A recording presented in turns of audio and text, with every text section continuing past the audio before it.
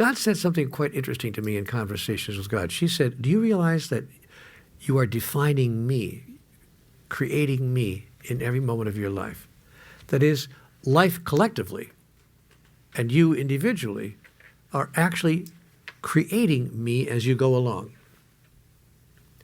I am what you create me to be. I had never thought of it in those terms. I had never thought of God being that which we are choosing for it to be through the experiences in which we engage. It had never occurred to me. So that's another way of saying God is only as great as we decide that he is. Can't be any more than we choose for her to be. So now I see the power of divinity in our hands is immense.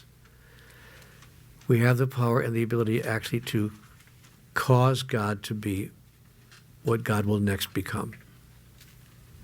We are in the process of creating God. All of life is. Fortunately, the job is not left up to me alone.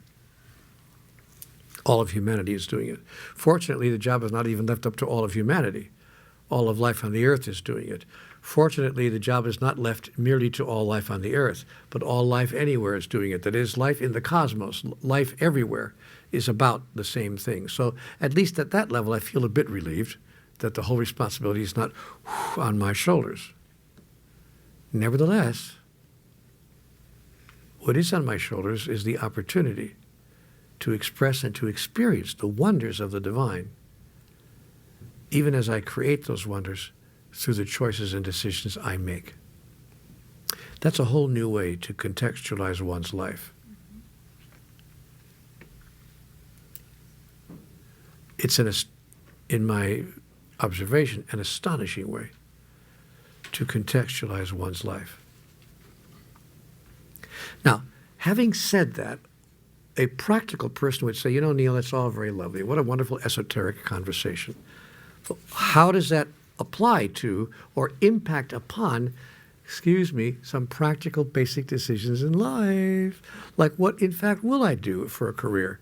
Who in fact will I marry? What in fact will I eat? What in fact should I wear? You know, all the decisions, large and small. How does that holding affect or impact that?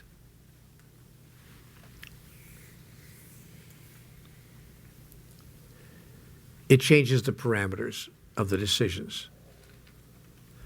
We no longer make decisions about career, for instance, based on whether we think this particular career choice or that career choice is going to advance us in the world of income and livelihood. We don't start doing things and making choices to do things based on our idea of the financial impact of those choices. We have suddenly different parameters with which to make those choices and decisions. Not is it good business, but is it a good life? We become, in fact, one of those people who chooses to make a life rather than a living. The irony of that is that people who make those choices, who serve that highest thought, often make a better living than people who don't. That's the irony. And there's a reason for that, because when you make the choice based on your highest notion of the grandest version of divinity that can flow through you, and we'll talk about individual talents and skills in a minute, but the highest version that can flow through you of divinity, when you make that choice, you open the channels of energy of life itself to flow through you such that inevitably it produces astonishing and positive results. That is, the strain and the stress of the process of doing a thing called making a living suddenly falls away. And people around you will ask you, I don't know, how do you do that? You always seem to have plenty of money. I mean, look at her. She's always has plenty of money. How does she do that? And furthermore, she's not even stressed about it. Don't you hate that, people who are doing so well and they don't even look stressed? They look always happy. Can't you at least look stressed? At least we could then justify you having all that cash falling out of your ears all the time. But no, she just does what she wants. Doesn't that just make you mad? But you see, what Debbie has learned, inadvertently or deliberately, one or the other, doesn't matter, what she's discovered in life, she's discovered a rule of the road. These are the rules of the road. She's discovered, one way or another, that when you, who put it this way? Was it, what was the writer that put it this way? Follow your joy? When you follow your joy, when you follow your ecstasy, when you follow your bliss, Joseph Campbell, thank you. Well done. When Joseph Campbell, when you do what Joseph Campbell advises and follow your bliss, do what you love and the money will follow. Somebody else wrote, do what you love and the money will follow. But you see, it won't matter even if it doesn't. That's why she's so successful. Because you can't do what you love and the money will follow if you think that doing what you love is going to cause the money to follow, because then you're not doing what you love, you're doing what you think you need to do to cause money to follow. Did you just follow that? See, so you can't get trapped in that maze, in that circular logic.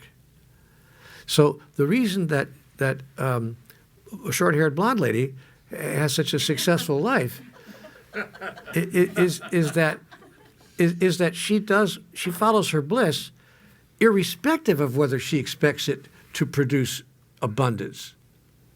That's not the reason she's doing it, because someone said, do what you love and the money will follow. She says, you know what, I'm going to do what I love whether the money follows or not. That's a whole difference. I'm going to write a book called Do What You Love and the Money Will Follow Unless It Doesn't. At least that'll clarify so people don't get that it's a guarantee.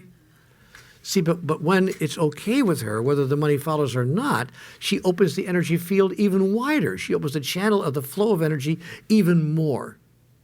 Because the stress and the strain of thinking that, well, if I do what I love, the money will follow. If I do what I love, the money will follow. That stress and strain disappears.